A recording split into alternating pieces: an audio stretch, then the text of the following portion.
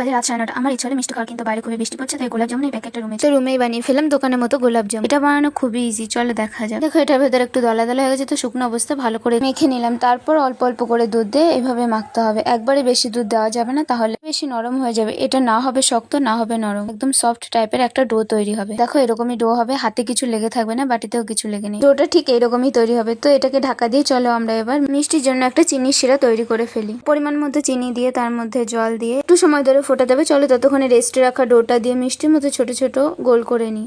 আমি একা একা করতে গেলে অনেকটাই দেরি হতো, তাই দিদি আমাকে একটু হেল্প করে দিল। এবার যা হয়, দু বোন একসাথে থাকলে তো আমরা মিষ্টি বানাতে বানাতে তার মাঝে কিছু সেলফিও তুলে নিই। চলো সেটা দেখা যাক। Let's go.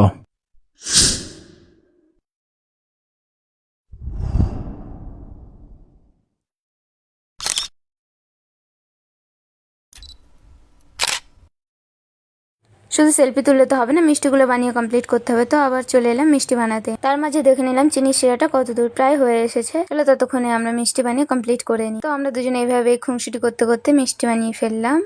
দেখো সবকটা মিষ্টি হয়ে গেছে। সবগুলো হয়তো একই সাইজের হয়নি, তবে চেষ্টা করেছি সবগুলো একই সাইজে তৈরি করা। এবার চিনির শিরাটা হাত দিয়ে এভাবে দেখতে হবে, হালকা একটু আঠা আঠা লাগলে নামিয়ে নিতে হবে। তারপর অন্য একটা কড়াইতে তেল তুলে দিয়ে একটা ছোট মতো মিষ্টি দিয়ে দেখলাম তেলটা গরম হয়েছে কিনা। তেলটা গরম হয়ে গেছে, হালকা হালকা লাল হচ্ছে। তারপরে আমরা একটা একটা করে সবকটা মিষ্টি দিয়ে দিলাম। একবারেই ভেজে নিয়েছিলাম, কারণ কি আমরা অল্পই করেছিলাম।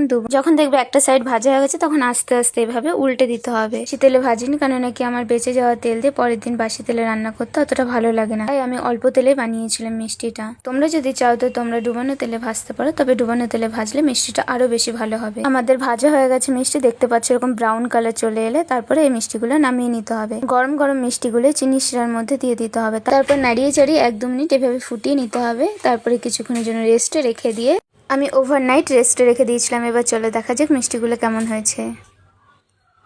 দেখো কতটা ফুলে গেছে মিষ্টিগুলো। এবার চলো তোমাদেরকে একটা মিষ্টি ভেঙে দেখানো যাক কেমন হয়েছে। দেখো কতটা সফট হয়েছে এবং ভেতরে কিন্তু কোনো দানা বা কিছুই নেই। চলো আরো একটা ভেঙে দেখাই। সবকটা মিষ্টি এরকম হয়েছে, ভেতরে কোনো দানা নেই, ভেতরটাও পুরো নরম। চলো শুধু দেখালেই হবে, এবার একটু খেয়েও দেখানো যাক কেমন হয়েছে। আজকের ভিডিওটা এই পর্যন্ত, বাই বাই।